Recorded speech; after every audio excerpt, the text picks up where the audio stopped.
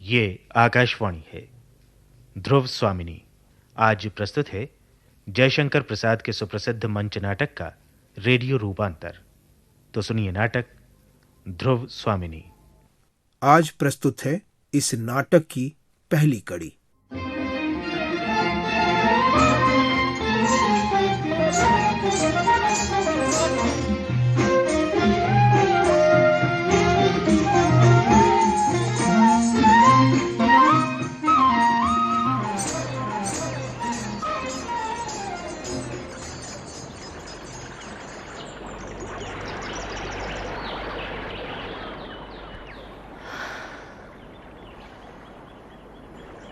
ये अप्रभेदी उन्मुक्त शिखर सीधा तना हुआ अपने प्रभुत्व की साकार कठोरता का प्रतीक। इन क्षुद्र कोमल निरीह लताओं और पौधों को इसके चरण में लूटना ही चाहिए। दासी, मंदाकिनी नहीं आई? बोलती क्यों नहीं?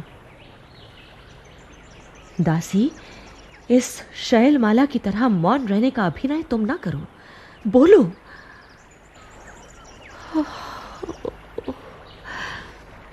ओह मेरे भाग्य विधाता, ये कैसा इंद्रजाल!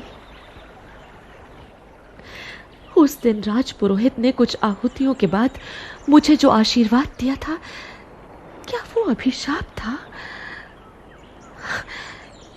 इस राजकीय अंतःपुर में सब जैसे एक रहस्य छिपाए हुए चलते हैं,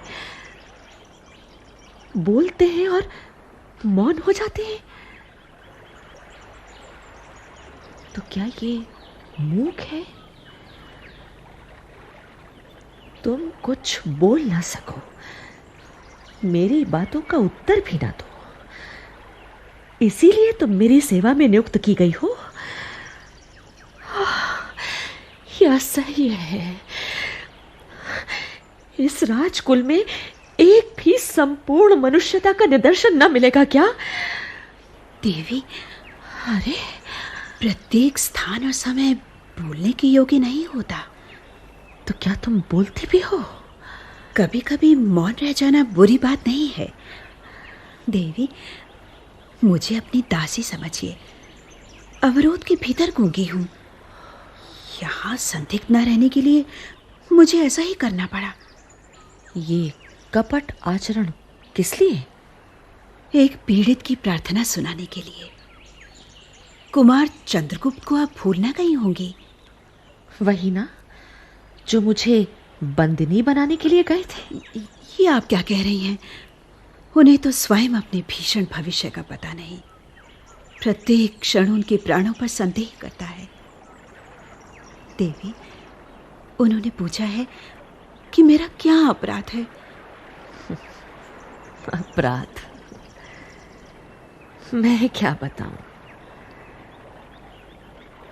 तो क्या कुमार भी बंदी हैं? कुछ कुछ वैसा ही है देवी। देवी, राजाधिराज से कहकर क्या आप उनका कुछ उपकार कर सकेंगी? भला मैं क्या कर सकूंगी? मैं तो अपने ही प्राणों का मूल्य नहीं समझ पाती। मुझ पर राजा का कितना अनुग्रह है, ये भी मैं आज तक ना जान सकी।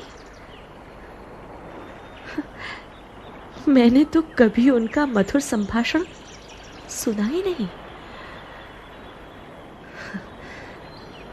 विलासियों के साथ मदिरा में उन्मत्त, उन्हें अपने आनंद से अवकाश कहाँ? तब तो अदृष्ट ही कुमार के जीवन का सहायक होगा। उन्होंने पिता का दिया हुआ स्वत्व और राज्य का अधिकार तो छोड़ ही दिया, इसके साथ अपनी एक अमूल्य निधि भी। अपनी अमूल्य निधि? वो क्या? ये अत्यंत गुप्त है देवी, किंतु मैं प्राणों की भीख मांगती हुई कह सकूंगी। जाने दो, छिपी हुई बातों से मैं घबरा उठी हूँ। हाँ, मैंने उन्हें देखा था। वो निरभ्र प्राची का बाल अरुण।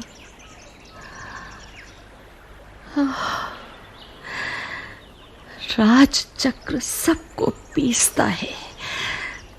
पिसने दो, हम निस्सहायों को और दुर्बलों को पिसने दो। देवी, वो वल्लरी जो झरने के समीप पहाड़ी पर चढ़ गई है, उसकी नन्ही नन्ही पत्तियों को ध्यान से देखने पर आप समझ जाएंगी कि वो काहे की जाति की है। प्राणों की क्षमता बढ़ा लेने पर यही काई जो छिछलन बनकर गिरा सकती थी, अब दूसरों के ऊपर चढ़ने का अवलंब बन गई है। मनुष्य के हृदय में देवता को हटाकर राक्षस कहां से घुस जाता है। कुमार की स्निग्ध, सरल और सुंदर मूर्ति को देखकर कोई भी प्रेम से पुलकित हो सकता है, किंतु उन्हीं का भाई आश्चर्य। देवी, कुमार को तो इतने में ही संतोष होगा कि उन्हें कोई विश्वास पूर्वक स्मरण कर लेता है। रही अभ्युदय की बात, सो तो उनको अपने बाहुबल और भाग्य पर ही विश्वास है, किंतु उन्हें कोई ऐसा साहस का काम नहीं करना चाहिए जिसमें उनकी परिस्थिति और भी भयानक हो जाए। अच्छा, अब तू जा और अपने मौन संकेत से किसी दासी को यहाँ भेज दे। मैं अभी यहीं बैठना चाहती हूँ। जो आज्ञा देवी।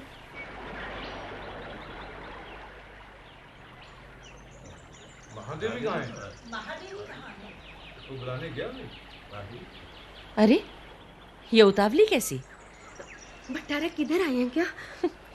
मेरे अंचल में तो छिपे नहीं हैं। जाओ किसी कुंज में ढूंढो। अरे महादेवी, क्षमा कीजिए देवी, युद्ध संबंधी एक आवश्यक संवाद देने के लिए महाराज को खोजते हुए मैं इधर आ गई थी।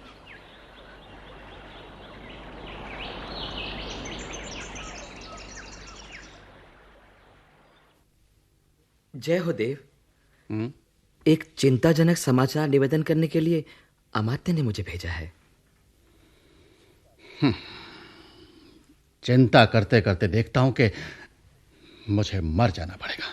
राजा धीराज, शकों ने किसी पहाड़ी राह से उतरकर नीचे का गिरिपथ रोक लिया है। हम लोगों के शिविर का संबंध राजपथ से छूट गया है। शकों ने दोनों ही ओर से घेर लिया है। अमात्य युद्ध परिषद में आपकी प्रतीक्षा कर रहे हैं। युद्ध तो यहां चल रहा है, देखता नहीं?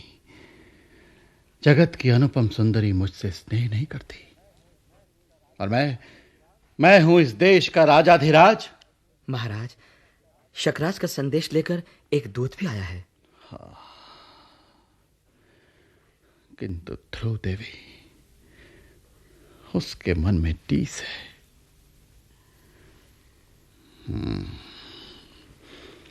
जो स्त्री दूसरे के शासन में रहकर प्रेम किसी अन्य पुरुष से करती है, उसमें एक गंभीर और व्यापक रस उद्वेलित रहता होगा। वही तो नहीं, जो चंद्रगुप्त से प्रेम करेगी वो स्त्री न जाने कब चोट कर बैठे। भीतर ही भीतर न जाने कितने कुचक्र घूमने लगेंगे। सुनो, ध्रुव देवी से कह देना कि वो मुझे और केवल मुझसे ही प्यार करे। केवल महादेवी बन जाना ठीक नहीं। जी महाराज। आपसे कुछ आवश्यक बातें कहनी है देव।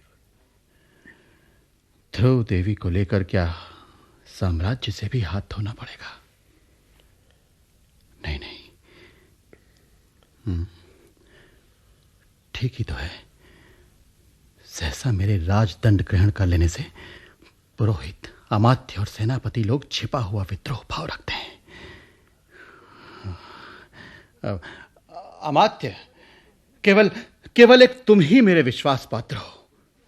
समझ गया मैं कि यही गिरिपथ सब झगड़ों का अंतिम निर्णय करेगा। अमात्य, जिसकी भुजाओं में बल ना हो उसके मस्तिष्क में तो कुछ होना ही चाहिए ना। पहले इसे पढ़ लीजिए। ये घटना इतनी आकस्मिक है कि कुछ सोचने का अवसर ही नहीं मिला। हाँ, है तो ऐसा ही, किंतु मुझे इसकी संभावना पहले से ही थी। हाँ? तब तो महाराज ने अवश्य ही कुछ सोच लिया होगा। मेघ संकुल आकाश की तरह जिसका भविष्य घिरा हो, उसकी बुद्धि को तो बिजली के समान चमकना ही चाहिए। हाँ, कह दूं, सोचा तो है मैंने, परंतु क्या तुम उसका समर्थन करोगे? महाराज, यदि नीति युक्त हुआ तो अवश्य समर्थन करूंगा। हाँ? सबके विरुद्ध रहने पर भी स्वर्गीय आर्य समुद्रगुप्त की आज्ञा के प्रतिकूल मैंने ही आपका समर्थन किया था। नीति सिद्धांत के आधार पर ज्येष्ठ राजपुत्र वो तो मैं जानता हूं, किंतु इस समय जो प्रश्न सामने आ गया है उस पर विचार करना चाहिए। अमात्य, ये तो तुम जानते ही हो कि मेरी इस विजय यात्रा का कोई गुप्त उद्देश्य है और उसकी सफलता भी सामने दिखाई पड़ रही है। हाँ, थोड़ा सा साहस चाहिए, साहस। वो क्या महाराज? शकदूत संधि के लिए जो प्रमाण चाहता हो उसे अस्वीकार न करना चाहिए। ऐसा करने से इस संकट के बहाने जितनी विरोधी प्रकृति है उस सब को हम लोग सहज ही हटा सकेंगे। महाराज, भविष्य के लिए वो चाहे अच्छा हो, किंतु इस समय तो हम लोगों को बहुत से विघ्नों का सामना करना पड़ेगा। अरे तब तुम्हारी बुद्धि कब काम आएगी? और हां, चंद्रगुप्त के मनोभाव का कुछ पता लगा? अब कोई नई बात तो नहीं। मैं देखता हूं कि मुझे पहले अपने अंतःपुर के ही विद्रोह का दमन करना होगा। ध्रुव देवी के हृदय में चंद्रगुप्त की आकांक्षा धीरे धीरे जाग रही है। यह असंभव नहीं है, किंतु महाराज, इस समय आपको दूत से साक्षात करके उपस्थित राजनीति पर ध्यान देना चाहिए। यह एक विचित्र बात है कि प्रबल पक्ष संधि के लिए संदेश भेजे। विचित्र हो चाहे सचित्र, अमात्य, तुम्हारी राजनीतिज्ञता इसी में है कि भीतर और बाहर के सब शत्रु एक ही चाल में परास्त हों। चलो आओ। चलिए महाराज।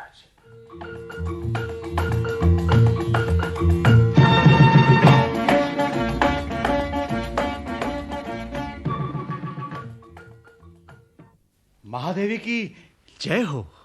स्वागत महाराज। महादेवी की जय हो। हाँ? अमात्य, आज ही महादेवी के पास मैं आया और आप भी पहुंच गए। ये एक विलक्षण घटना है ना? देव, मैं इस समय एक आवश्यक कार्य से आया हूं। हो, मैं तो भूल ही गया था। वो बर्बर शकराज क्या चाहता है? मैं आक्रमण ना करूं, इतना ही तो। जाने दो, युद्ध कोई अच्छी बात तो नहीं। वो और भी कुछ चाहता है। क्या कुछ सहायता भी मांग रहा है? नहीं देव, नहीं। वो बहुत ही असंगत और अशिष्ट याचना कर रहा है। क्या आप कुछ कहो भी? क्षमा हो महाराज, दूत तो अबध्य होता है, इसलिए उसका संदेश सुनना ही पड़ा। वो कहता था कि शकराज से महादेवी ध्रुव स्वामिनी का क्या? आगे कहिए अमात्य। हाँ महाराज, वो कहता था कि शकराज से महादेवी ध्रुव स्वामिनी का विवाह स्थिर हो चुका था। बीच में ही आर्य समुद्रगुप्त की विजय यात्रा में महादेवी के पिताजी ने उपहार में गुप्त कुल में भेज दिया, इसलिए महादेवी को वो है। ये क्या कहते हो अमात्य? क्या वो महादेवी को मांगता है? हाँ देव, हाँ। साथ ही वो अपने सामंतों के लिए भी मगध के सामंतों की स्त्रियों को मांगता है। अब हाँ, ठीक ही तो है। जब उसके यहाँ सामंत हैं तब उन लोगों के लिए भी स्त्रियां चाहिए। हाँ, क्या यह सच है कि महादेवी के पिता ने पहले शकराज से इनका संबंध स्थिर कर लिया था? ये मुझे तो नहीं मालूम। महादेवी, अमात्य क्या कह रहे हैं? इस प्रथम संभाषण के लिए मैं कृतज्ञ हुई महाराज, किंतु मैं भी ये जानना चाहती हूं कि गुप्त साम्राज्य क्या स्त्री संप्रदान से ही बड़ा है? बताइए अमात्य जी, बताइए। अब मैं क्या कहूं? शत्रु पक्ष का यही संधि संदेश है। यदि स्वीकार ना हो तो युद्ध कीजिए। शिविर दोनों ओर से घिर गया है। उसकी बातें मानिए या मरकर भी अपनी कुल मर्यादा की रक्षा कीजिए। दूसरा कोई उपाय नहीं है महाराज। क्या क्या प्राण देने के अतिरिक्त दूसरा कोई उपाय नहीं? जी महाराज। ओहो, तब तो महादेवी से पूछिए। और आप लोग कुबड़ों, बौनों और नपुंसकों का नृत्य देखेंगे? मैं जानना चाहती हूं, किसने सुख दुख में मेरा साथ न छोड़ने की प्रतिज्ञा अग्निवेदी के सामने की है? किसने की है? अरे कोई बोलता क्यों नहीं? किसने की है? तो क्या मैं राजाधिराज रामगुप्त की महादेवी नहीं हूं? क्यों नहीं, क्यों नहीं? परंतु रामगुप्त ने ऐसी कोई प्रतिज्ञा नहीं की होगी। अवश्य नहीं। मैं तो उस दिन द्रक्षासा में डुबकी लगा रहा था। अब पुरोहितों ने न जाने क्या क्या पढ़ा लिया होगा। उन सब बातों का बोझ मेरे सिर पर कदापि नहीं, कदापि नहीं। ये तो हुई राजा की व्यवस्था। अमात्य, अब तनिक सुनो कि मंत्री क्या कहते हैं। मैं कहूंगा देवी, अवसर देखकर राज्य की रक्षा करने वाली उचित सम्मति दे देना ही मेरा कर्तव्य है। राजनीति के सिद्धांत के अनुसार राष्ट्र की रक्षा सब उपायों से करने का आदेश है। उसके लिए राजा, रानी, कुमार और अमात्य सबका विसर्जन किया जा सकता है, किंतु राज विसर्जन अंतिम उपाय है। वाह वाह अमात्य, वाह, क्या कहा तुमने। तभी तो लोग तुम्हें नीति शास्त्र का बृहस्पति समझते हैं। अमात्य, तुम बृहस्पति हो चाहे शुक्र, किंतु धूर्त होने से भी क्या मनुष्य भूल नहीं करता? आर्य समुद्रगुप्त के पुत्र को पहचानने में तुमने भूल तो नहीं की? सिंहासन पर भ्रम से किसी दूसरे को तो नहीं बिठा दिया? क्या क्या? कुछ नहीं। मैं केवल यही कहना चाहती हूं कि पुरुषों ने स्त्रियों को अपनी पशु संपत्ति समझकर उन पर अत्याचार करने का अभ्यास बना लिया है। वो मेरे साथ नहीं चल सकता। यदि तुम मेरी रक्षा नहीं कर सकते, अपने कुल की मर्यादा, नारी का गौरव नहीं बचा सकते, तो मुझे बेच भी नहीं सकते हो। हां, तुम लोगों को आपत्ति से बचाने के लिए मैं स्वयं यहां से चली जाऊंगी। राजनीति में ऐसी बातों को स्थान नहीं। जब तक नियमों के अनुकूल संधि का पूर्ण रूप से पालन न किया जाए, तब तक संधि का कोई अर्थ ही नहीं। देखती हूं कि इस राष्ट्र रक्षा यज्ञ में रानी की बलि होगी ही। अब दूसरा कोई उपाय ही नहीं है। उपाय नहीं तो न हो निर्लज्ज अमात्य। फिर ऐसा प्रस्ताव मैं नहीं सुनना चाहती। इस छोटी सी बात के लिए इतना बड़ा उपद्रव। दासी, मेरा तो कंठ सूखने लगा है। महाराज। अच्छा, अब मैं चाहती हूं कि अमात्य अपने मंत्रणा गृह में जाएं। मैं केवल रानी ही नहीं, स्त्री भी हूं। मुझे अपने को मेरा पति कहने वाले पुरुष से कुछ कहना है, राजा से नहीं। प्रस्थान हो। महाराज, मुझे अनुमति दें। ठहरो ठहरो ठहरो अमात्य। महाराज, तुम मुझसे क्या कहना चाहती हो? अकेले यहां भय लगता है क्या? नहीं नहीं नहीं। तो बैठिए और सुनिए। मेरे पिता ने उपहार स्वरूप कन्यादान किया था, किंतु गुप्त सम्राट क्या अपनी पत्नी शत्रु को उपहार में देंगे? देखिए महाराज, मेरी ओर देखिए।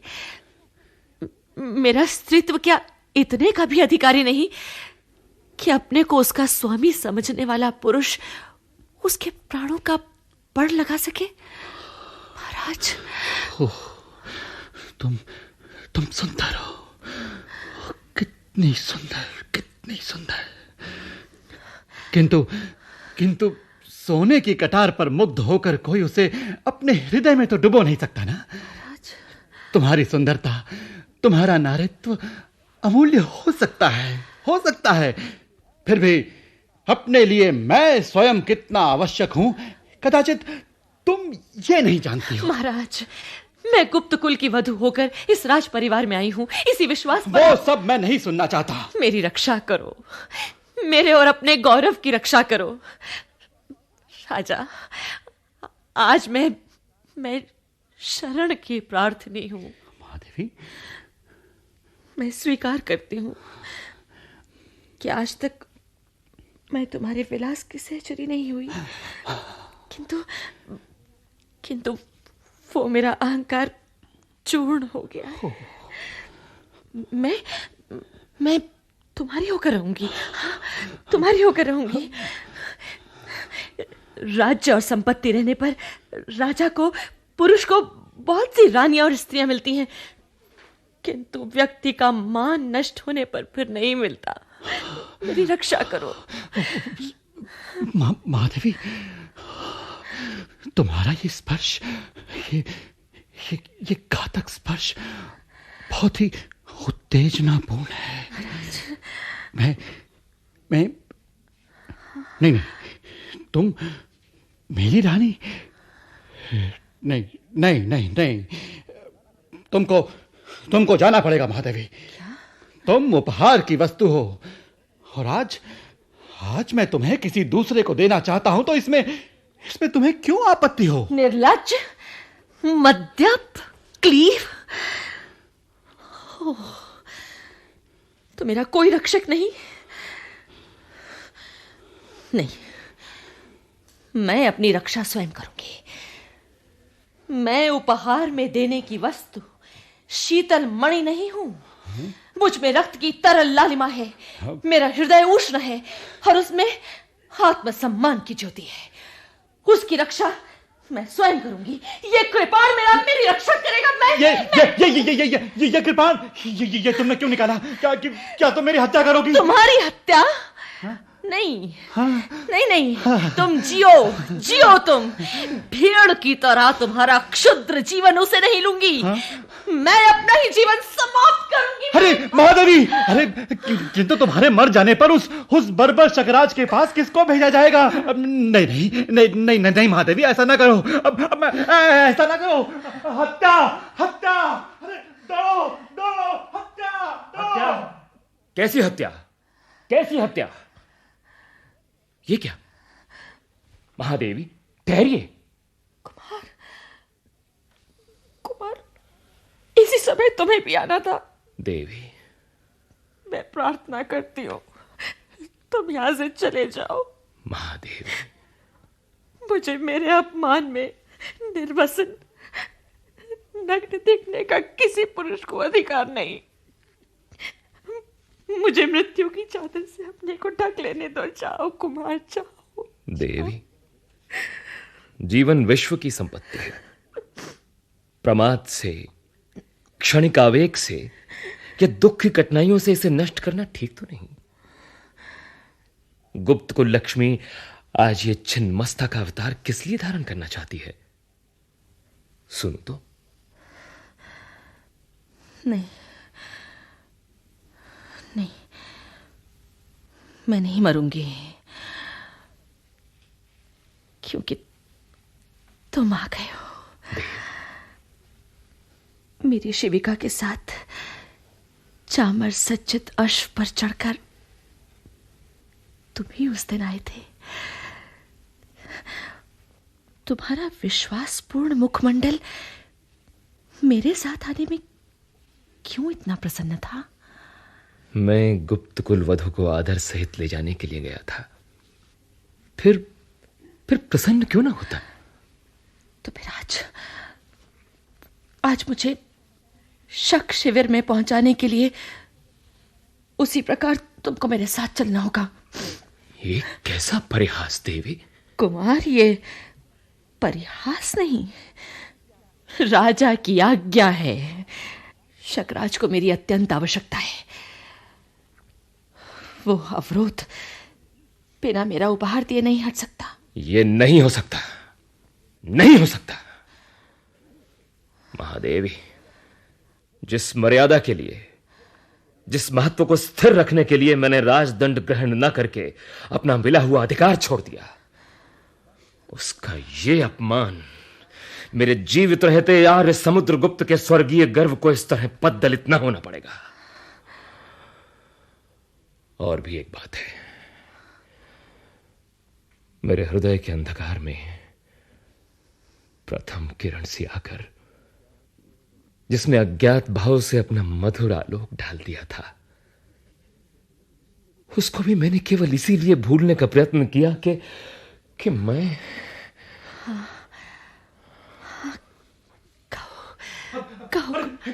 कुमार, देखो देखो तो कुमार, यह भी कोई बात है? आत्महत्या कितना बड़ा अपराध है। हाँ, और आपसे तो वो भी नहीं करते बनता। हाँ, अमात्य, देखो देखो कुमार के मन में छिपा हुआ कलुष कितना कितना भयानक है। कुमार, विनय गुप्त कुल का सर्वोत्तम गृह विधान है, उसे ना भूलना चाहिए।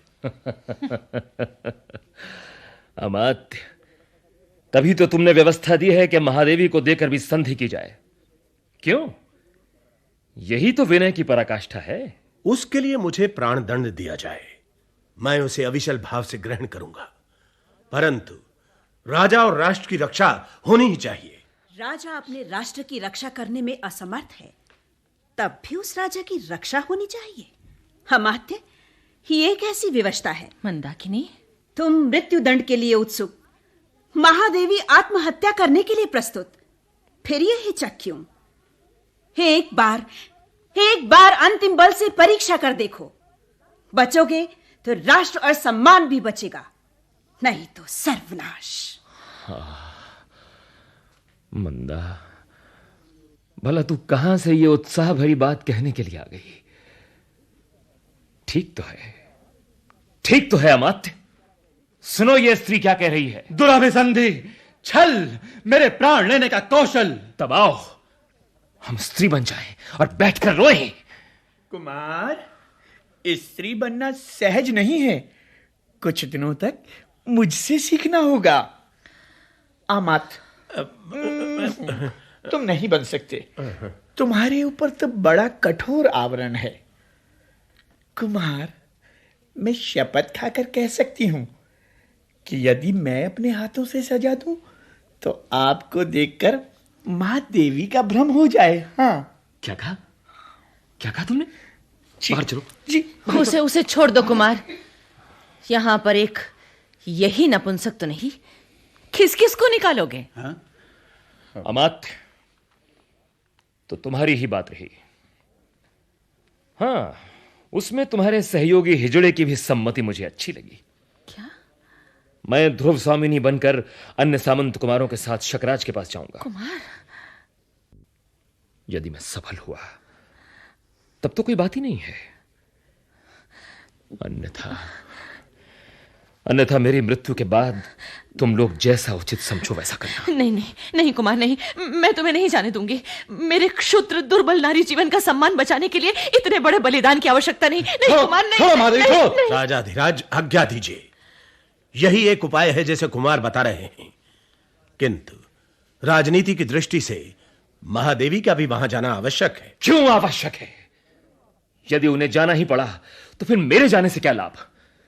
तब मैं नहीं जाऊंगा। ये मेरी आज्ञा है, समझे? चलिए अमात्य, चलिए।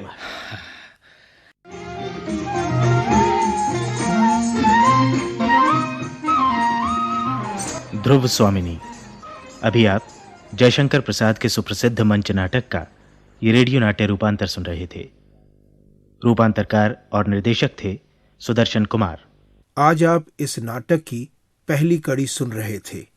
कल इसी समय इस नाटक की दूसरी और अंतिम कड़ी प्रसारित की जाएगी।